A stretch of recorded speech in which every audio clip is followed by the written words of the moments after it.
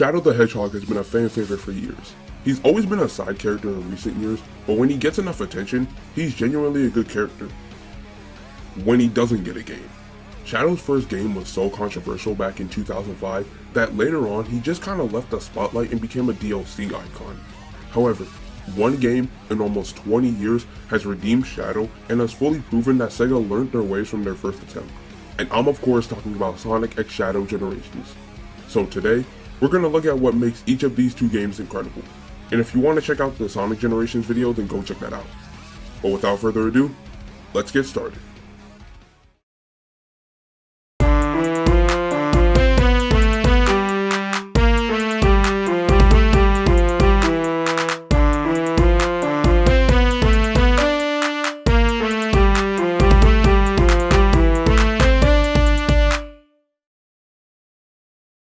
Despite Sonic's half not really having a big build-up since it's a remaster, Shadow's half definitely was hyping everybody up. In late January of 2024, we got a trailer for a Sonic Generations remaster. At first, I wasn't really interested because I bought the original a few months prior until I saw this clip. It was at this moment where we saw Shadow's first non-DLC playable appearance in almost 20 years.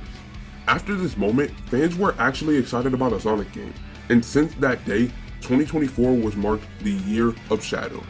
Over the course of 9 months, there was a lot of stuff that happened. A big surprise was the reveal of a trilogy called Shadow Generations Dark Beginnings. Me personally, I loved it, and I hope they make this into an actual anime. But in all seriousness, it's a good way to show new fans who are interested what Shadow's past and story looked like to prepare them. They also revealed new gameplay mechanics and returning characters. It was shown that we will be able to play as Terios, Shadow's prototype design from SF2, which I thought was kinda cool. If it weren't for the fact that Sega lied, I would have been fine with them saying we get a new skin, but lying like this and saying we'd be able to play as a whole different character is kinda harmful to the game's rep. We also were reintroduced to Mephiles for a boss fight. I was excited to see Mephiles as none of the newer games had him and we were stuck with Infinite, but best believe people were freaking out about him.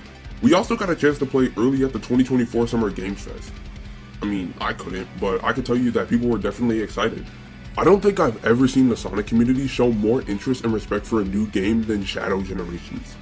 It was actually fun to see people not argue whether or not a new game would be fun, because we already knew the answer. Then, on October 25th, 2024, the game released worldwide.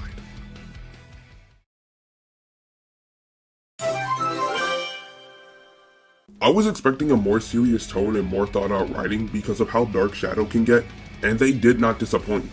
There aren't that many differences in the overall plot, as the Time Eater also traps Shadow in white space. However, the character interactions are great. We get to see more of Maria and Gerald, see random side characters like Orbot, Cubot, and Meg the Cat, and we see this really cool moment between Omega and Rouge whenever Shadow's in frame. I like that they chose to separate the tones in both games because we get a chance to see more emotional moments just like in Dark Beginnings. Now, Ian Flynn is odd to me. I don't hate his writing. In fact, it only shows more commitment to being a Sonic writer. I will admit though, some parts can be unnecessary.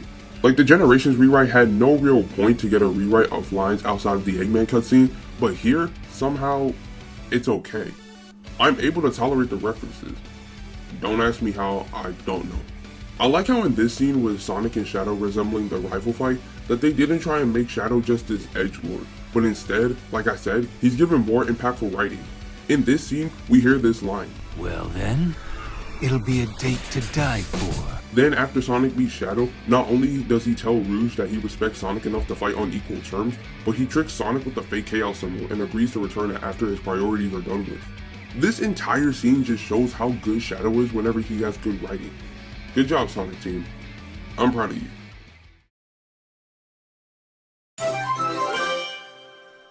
When going into Shadow Gens, I was worried because I heard and saw people comparing it to Forces, even though I would compare it to Frontiers. I have plans to explain my thoughts on Frontiers in a separate video, but besides that, I actually enjoyed the boost gameplay in Shadow Gens. Just like Sonic Gens, you can map your controls, and I'm so glad they did this because this new control scheme would have destroyed my muscle memory. Just like Sonic Gens, the gameplay is almost the same, even with having things like the boost, stomp, homing attack, etc. However, there is a difference with the boost. You collect rings to fill up the gauge, but whenever you destroy robots and enemies, you fill up the chaos control gauge. Chaos Control allows you to stop time for 5 seconds, so that way you can either get past harder obstacles, outrun enemies, and even beat your own time.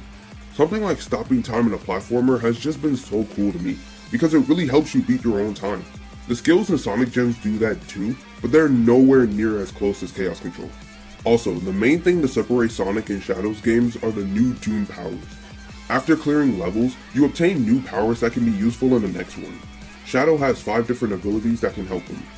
Doom Spears are similar to Chaos Spears, Doom Blast lets him launch opponents, Doom Surf helps you get through water areas, Doom Morph lets you climb on walls and swing across paths, and then Doom Wings is similar to Supersonic. Morph and Surf take time getting used to with its clunky nature, but regardless, I still found the Doom powers fun. There's also the challenges in the hub world. Instead of the 2D hub world Sonic has, you get this open world setting that's similar to Frontiers. I wish Sonic's game had this sort of thing, but Shadow still makes it fun by utilizing it correctly. Sure, some parts of the game are annoying to look for, but the hub world is still fun regardless. And the challenges are also fun, I guess, but they don't have the different options like Sonic Gems. But I still enjoy them. Overall, I really don't have any other words to describe it. This game is fun.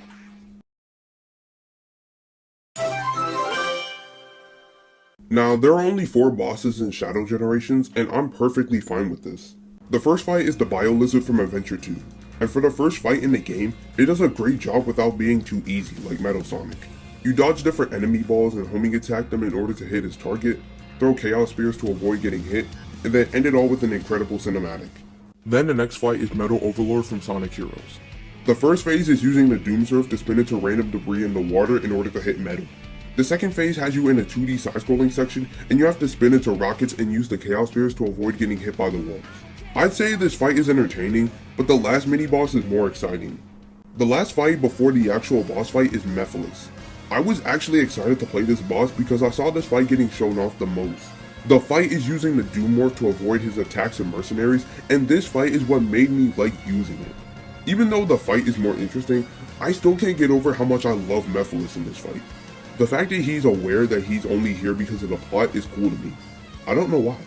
Then there's the final boss, which is actually good compared to Sonic Generations. In this game, it has you using all the powers you've learned in this action-packed and intense battle. I also like how Shadow is dealing with a bonding issue with Devil Doom, as it makes defeating him feel more serious than just restoring the world. That's why I really enjoy playing not just this fight, but the entire game. It has a really deep meaning, and on a separate note, it uses Shadow's story correctly. And that's what made this fight so interesting and fun to play.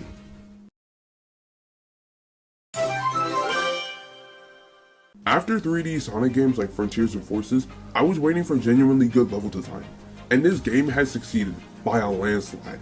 Not one of these stages feel bland or uninteresting, and I hope Sonic Team sticks to this formula going forward. Now, I do like Rail Canyon, Space Colony Arc, Chaos Island, and the final Radical Highway stage, but like in my Sonic video, I want to focus on my favorites. Kingdom Valley is probably tied with Sunset Heights being the best stage in the game. It has the most interesting ideas, and combining that with a challenge makes it great. You use the Doom Surf in one section, you ride an eagle to explore more paths, and there are also many challenges that really limit the use of the boost, which is something I kinda needed. Just like with Crisis City, I was kinda worried because it's an 06 level, but they proved me wrong again. Sunset Heights is another great redemption level. Now we all know that Forces doesn't get good reception, as it has incredibly short levels, but in Shadow Generations, they actually made a short level more creative. Just like in Kingdom Valley, I love blasting the enemies away with the Doom Blast. The fact that they were able to give a mediocre level a good budget and turn it around really shows how Sega and Sonic Team are trying to fix their past mistakes. I will say, the overuse of Radical Highway did make the last stage less exciting. Sure, we don't really see a lot of it to get annoyed, but it has the Green Hill problem if you know what I mean. Like realistically, we could have just gotten the next power in the actual level. Like why do we need to go to Radical Highway every time?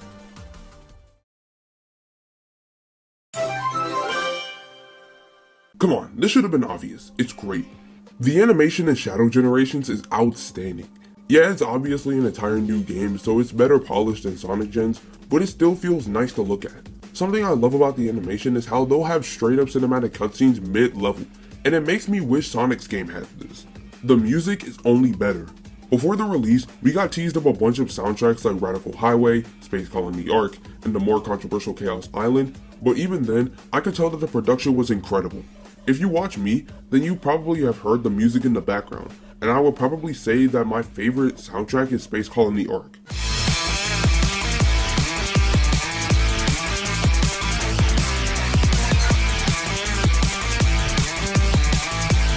Man, Sonic always does good with music. Except Chronicles. I listened to the entire soundtrack and it sucked.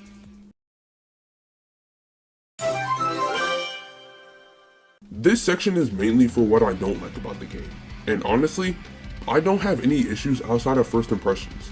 I will admit, some of the Doom powers were frustrating to learn at first. Like Doom Surf was hard to master at first because it's so clunky, and it didn't help that Kingdom Valley section was riddled with traps. Then the Doom Wings weren't fun at first because of how useless they can feel at times. And then the Doom Morph was annoying because of how launching off of stuff was just straight up weird. These aren't really complaints, as the game is almost perfect and you get better at it over time. So I can't really bash on it.